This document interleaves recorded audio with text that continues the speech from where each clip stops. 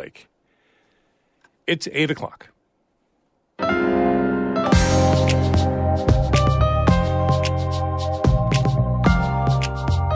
Good morning. This is Northern Light for Thursday, May 4th. I'm Monica Sandreski. And I'm Todd Moe. With the newly passed state budget, we've got reaction from North Country leaders. Local Republican lawmakers like Senator Dan Steck say the state is spending too much money.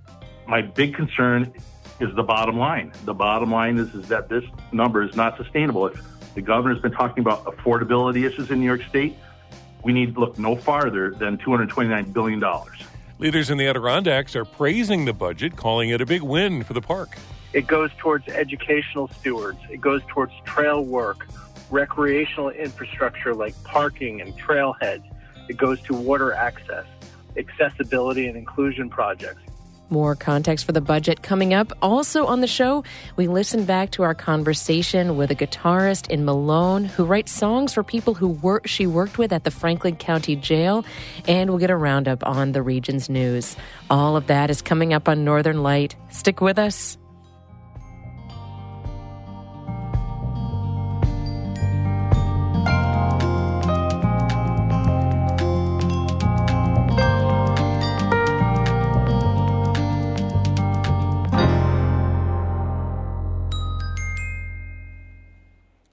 Broadcast of Northern Light here on North Country Public Radio is supported by Cronin's Golf Resort, a regional destination for golf, dining, and lodging in the Southern Adirondacks. Details at croninsgolfresort.com, and by AdirondackExplorer.org and the AdirondackAlmanac.com, seeking solutions to Adirondack Park's challenges in print and online.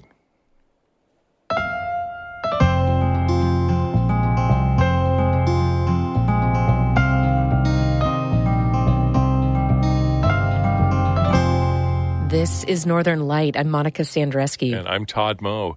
The $229 billion state budget was approved more than 1 month past the due date, but minority Republicans and some government reform groups say it wouldn't have hurt to wait an extra couple of days so that the public could see what was actually in the spending plan.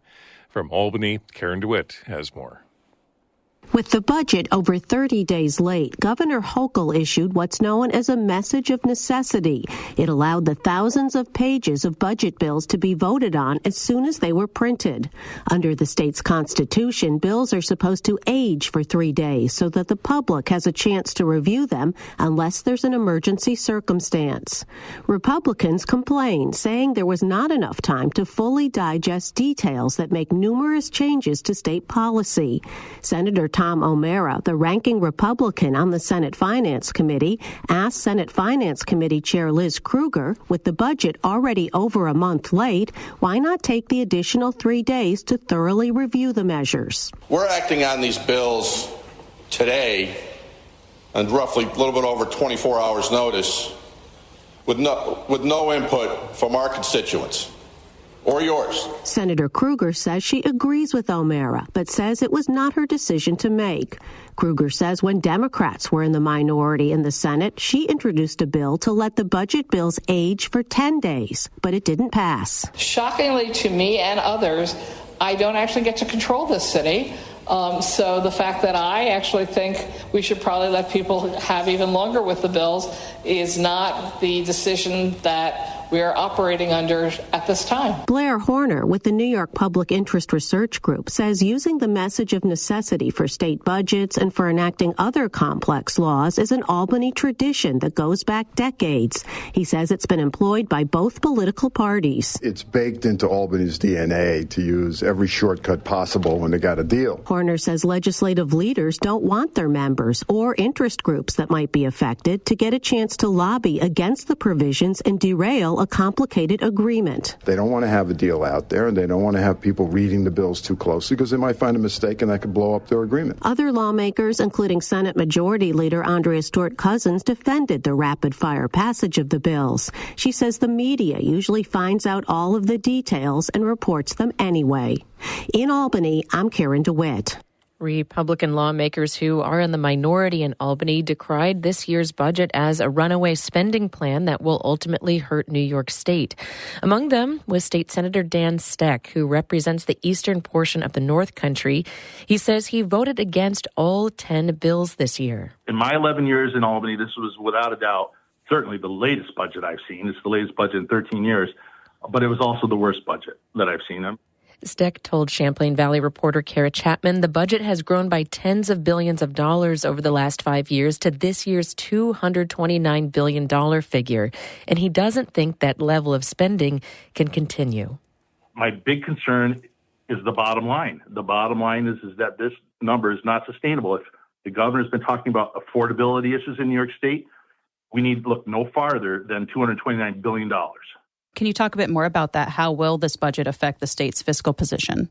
Well, look, we've got, first of all, the amount of borrowing that the state has is tremendous. You're looking at much more than $50 billion of debt that the state has.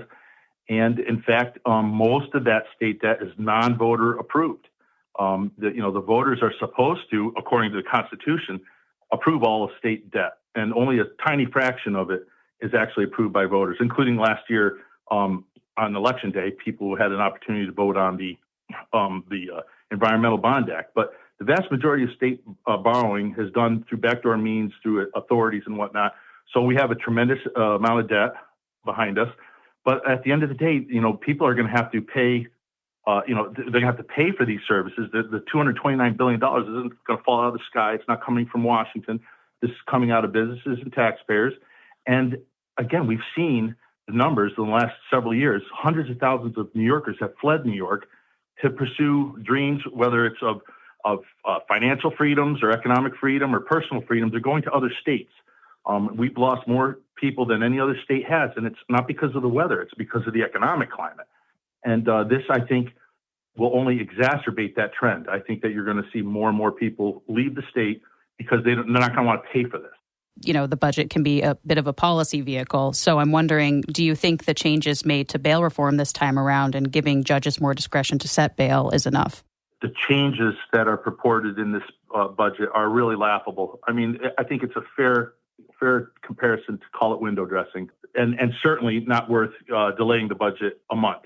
It's been reported widely for the past month that the main issue that was holding up the budget was the negotiation on bail reform. Governor Hochul had a very modest proposal to give judges increased amount of flexibility to consider things in a bail decision. And where we landed, the New York State will continue to be the only state in the nation that judges can't use dangerousness in their bail decisions. The only thing, according to state law, that judges are supposed to consider when deciding on bail is whether or not the person's a flight risk. It's their likelihood to return to court. It has nothing to do with the seriousness of the crime or the likelihood of conviction or the dangerousness of the person. 49 other states, the judges can factor in dangerousness. And in this budget, all we did was we replaced the words least restrictive means with new words that mean least restrictive means. I know that there's been a lot of back and forth with, people pointing to studies saying bail reform isn't what's contributing to higher crime, that it could have been the pandemic. We're seeing this across the country. So what evidence do you and other Republicans point to that, bail reform needs to be changed? Or I know you're for repealing it as well, that's what's needed here. Well, crime is up. There's no question that crime is up in New York State. And the argument that, crime is up in other states does not justify that. We've done nothing. We've taken no proactive measures to improve criminal justice. We've only coddled criminals in every step of the way in the last 5 years under one-party rule to make it easier on criminals. One big part of Hochul's original executive budget proposal that was nixed in the finalized budget was the housing compact to create 800,000 more housing units over the next several years.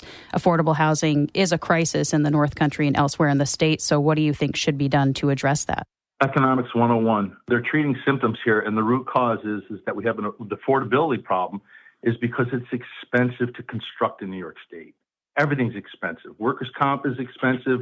Labor rates are expensive. Materials, energy, everything's expensive.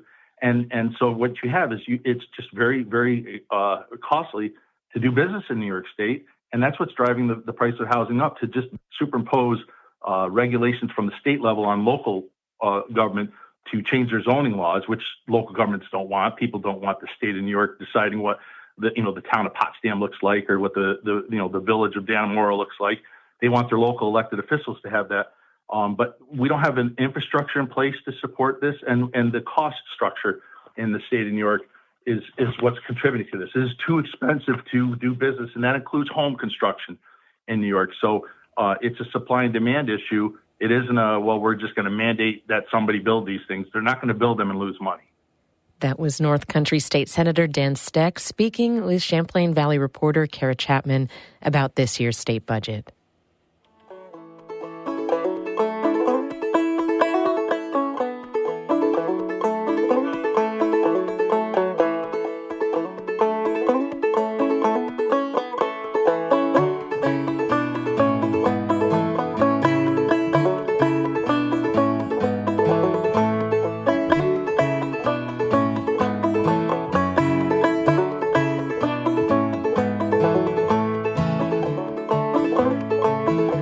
You're listening to Northern Light here on North Country Public Radio. Good morning. It's 10 minutes past 8. I'm Todd Moe. And I'm Monica Sandreski.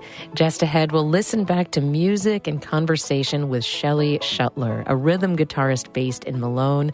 That's just ahead in a few minutes here on Northern Light.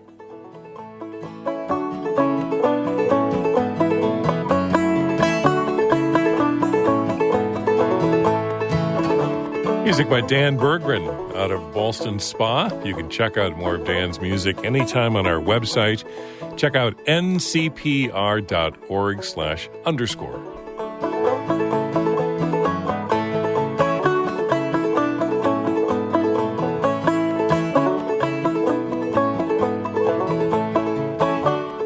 Northern Light is supported by St. Lawrence Health, committed to keeping their community healthy and safe by providing vaccines for patients to strengthen their defenses.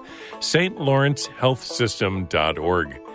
And Gray & Gray & Associates, CPAs, an accounting and financial services firm in northern New York with offices in Canton, Potsdam, and Spring Hill, Florida.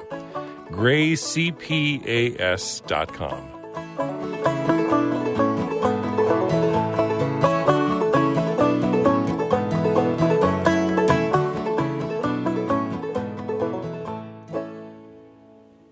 Adirondack lawmakers and advocates are applauding the new state budget. It sets aside more than $100 million specifically for projects in the park. It also includes $400 million for environmental protection across New York State. Emily Russell has the details. The $229 billion state budget is the biggest in history, and it makes big investments in the Adirondacks. Tiffany Ray Fisher leads the Adirondack Diversity Initiative, which got a boost in the budget, bringing its funding up to $420,000. Ray Fisher says she's thrilled with that news and with all the state funding coming to the Adirondacks. Your budget shows your values. So the fact that the state is valuing this region, not only from a place of recreation, but from a diversity perspective, safety perspective, education perspective, that means a lot. The budget also includes $2.1 million for the Timbuktu Summer Climate and Careers Institute. That program will bring students up from New York City this summer and introduce them to the Adirondack wilderness. Ray Fisher says funding the Timbuktu Institute is another key investment in diversifying the park and investing in its future. You can't fight for something if you don't love it. So getting people up here, people of color, to fall in love with the Adirondacks so that they can be a critical part of this region moving forward is essential to the survival and this area being able to thrive. On a broader level, the Adirondacks will get tens of millions, if not more, through the massive Environmental Protection Fund, or EPF, included in the new budget. I think that the $400 million EPF was actually one of the bright spots in the budget. That's State Senator Dan Steck, a Republican from Queensbury, whose district includes the Eastern Adirondacks. The EPF was also funded at $400 million in the prior budget. Steck applauded other items in this year's budget, including $90 million for the Olympic Regional Development Authority, $500,000 for fire safety at Camp Santanoni, and $250,000 for the Paul Smiths Vic. One thing Steck said he thought was lacking in this year's budget is money for more basic needs in the Adirondacks. Infrastructure road infrastructure, obviously broadband, cellular service continue to be main issues inside the park that I think we've lagged behind other communities that are outside the park. One piece of infrastructure that did get a significant boost in state funding from the budget is hydropower, specifically 3 Adirondack dams, 2 in Old Forge and 1 on Great Sacandaga Lake in Saratoga County. Republican State Assemblyman Robert Smolin, who represents much of the southern Adirondacks, said he was happy to see the $20 million investment in those dams. I think that work is very important because, first of all, the Conklinville Dam provides a tremendous amount of green energy. It's hydroelectricity, almost continuous. It's a great dam. But secondly, I would note is that we're closing in on having those facilities there for almost 100 years. So Smolin says it's time to update those dams, especially with the state's climate goal of net zero emissions by 2050. The budget also includes $2 million to survey the climate and lake ecosystems in the Adirondacks. Michael Barrett, executive director of the Adirondack Mountain Club, describes the budget as a huge victory for the park. He's especially happy to see $8 million within the Environmental Protection Fund for land stewardship in the Adirondacks and Catskills. It goes towards educational stewards. It goes towards trail work, recreational infrastructure like parking and trailheads. It goes to water access, accessibility and inclusion projects. It also goes towards visitor use management planning in the park, which Barrett describes as critical. Every year, about 10 to 12 million people visit the Adirondack Park. Barrett and others see the state's budget as an important investment in its future. Emily Russell, North Country Public Radio.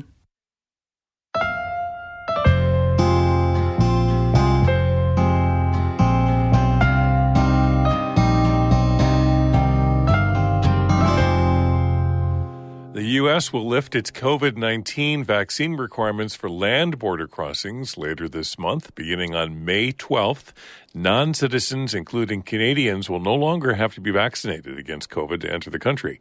Canada ended its vaccine requirements for land border crossers in the fall. North Country officials welcomed the news as a return to normalcy. Gary Douglas with the North Country Chamber of Commerce said it's an important step toward getting back to, quote, shared border approaches between the U.S. and Canada. A Clinton County jury convicted a Champlain man of murder yesterday. According to the Plattsburgh Press-Republican, 45-year-old Vincent M. Abrams was found guilty of killing 40-year-old Melissa Myers in her Plattsburgh apartment last June. Myers died of multiple stab wounds. Her death set off a multi-agency manhunt that ended in Abrams' arrest several days later. The Press-Republican reports that Abrams was found guilty on all 4 charges he faced, including first- and second-degree murder. He is scheduled to be sentenced in August. Messina International Airport will be closed to flights for most of July. According to the Watertown Daily Times, the airport will shut down from July 5th through July 26th for its runway rehabilitation project. Boutique Air, which offers flights to and from Boston, isn't issuing tickets for that time frame. The Times reports that the broader runway rehabilitation project will last from early June to October.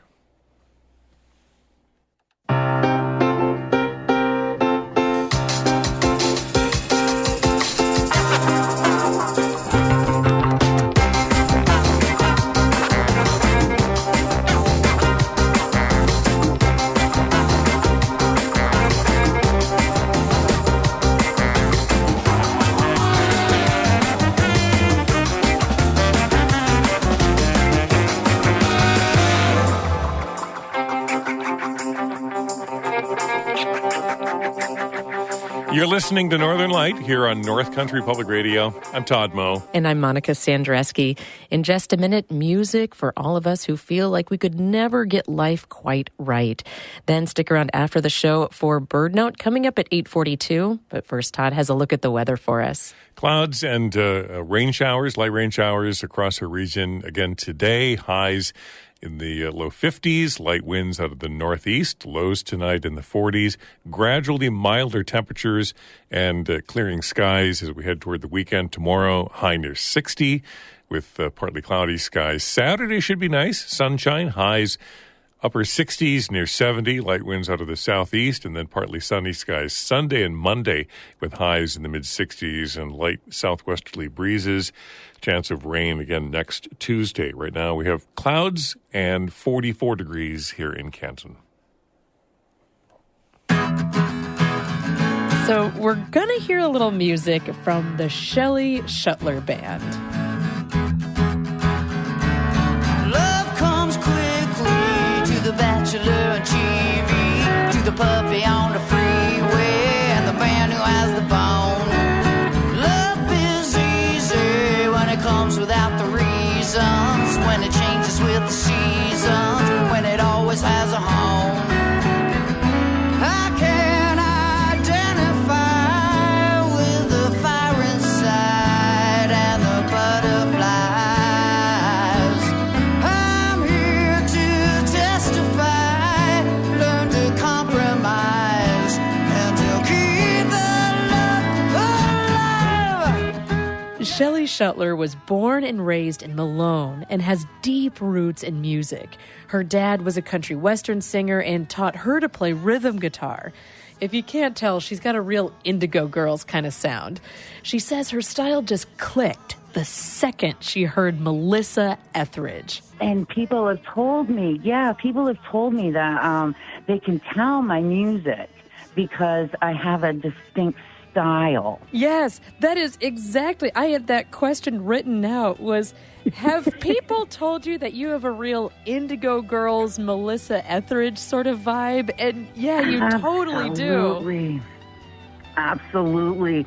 I could never, ever make it perfect, So I said, well, if I can't make it perfect, then I'm going to write my own stuff. And that way, that way it's perfect to me, right? We are one and the same.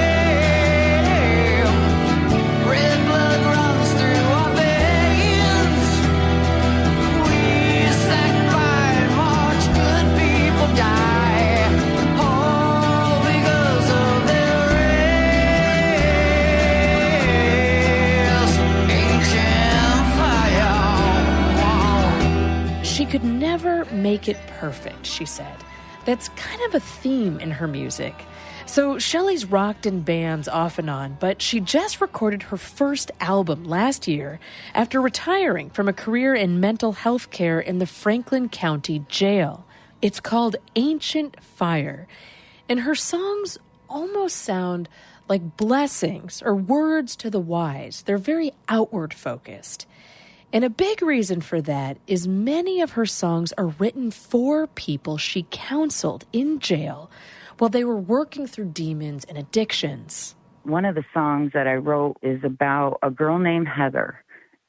She was a cutter, and she was cut from elbow to wrist all the way up around her neck. And she came in with a hooded sweatshirt. And I had just moved my office. I had one piece of paper on my wall, and it said, "Don't ever be ashamed of your scars. It means that you were stronger than whatever tried to hurt you." She went over, she picked it off my wall, she took her coat off, and she showed me her scars. I gave her a copy of it. I went home and I wrote Just Couldn't Say in like 10 minutes, and we had the studio going. I recorded it. I gave her a CD. I hope she always remembers me. And I told her, I said, "Heather, no matter what, this is your song. I wrote this for you." Could you sing the song that you wrote for her? Oh, absolutely.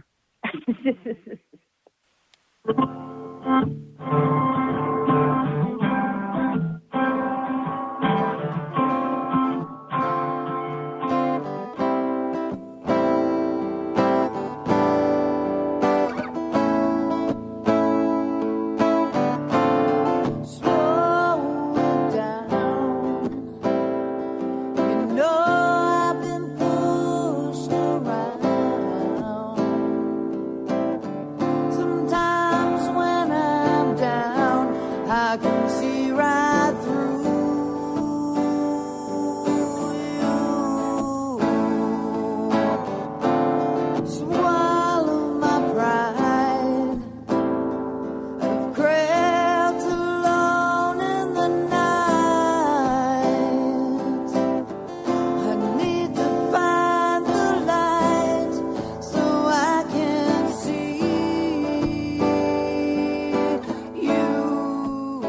somebody's got to be cheering you on, right? Somebody does.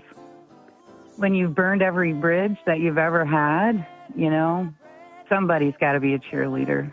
And it sounds like, I don't mean to put words in your mouth, but maybe these songs can be then encouragement for other people who are just dealing with such hard times. Oh, gosh, I hope so. Because I had to write that in for me. I had to write the encouragement in for me. They're also personal, and these songs are how I've gotten through. Writing music was a way for her to process her own trauma, the abuse she and her sister survived. It's how she coped with the death of her mother and cousin. Music is how she dealt with anxiety and the negative voices in her head. And now that she has grandchildren, she says she wanted to put out this album so that they would know and understand who she is and realize that they can overcome trauma and move forward too.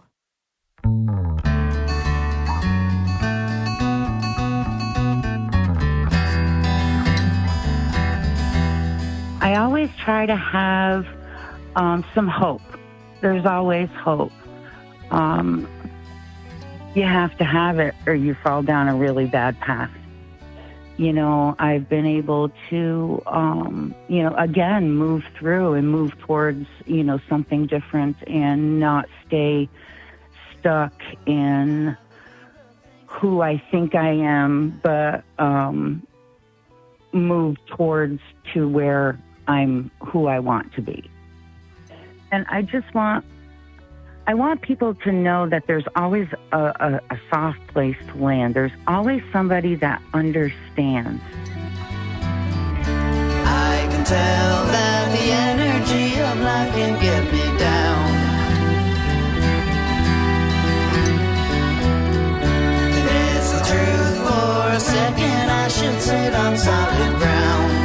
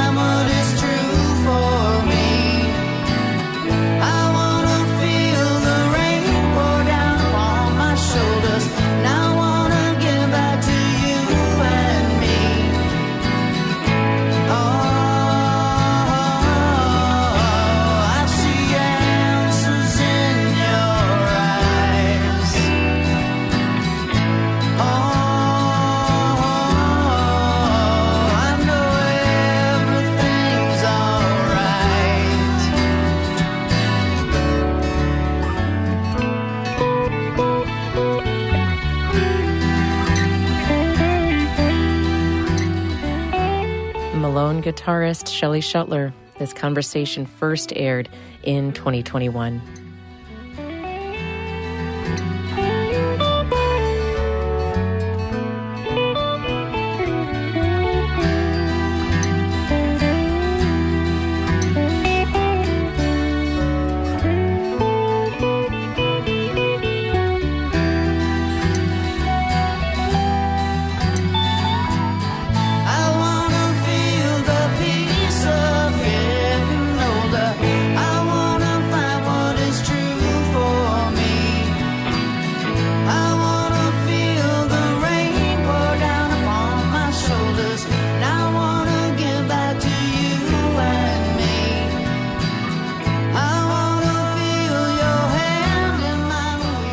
That's Northern Lights for this Thursday, May 4th. Morning Edition continues in just a moment. Then later this morning, join us for an important conversation on 1A. How do we help those who are unhoused? Next time on 1A, 1A has a special report from Austin, Texas, and looks at the fight over whether cities should criminalize or decriminalize homeless encampments. That's between 10 and noon right here on North Country Public Radio.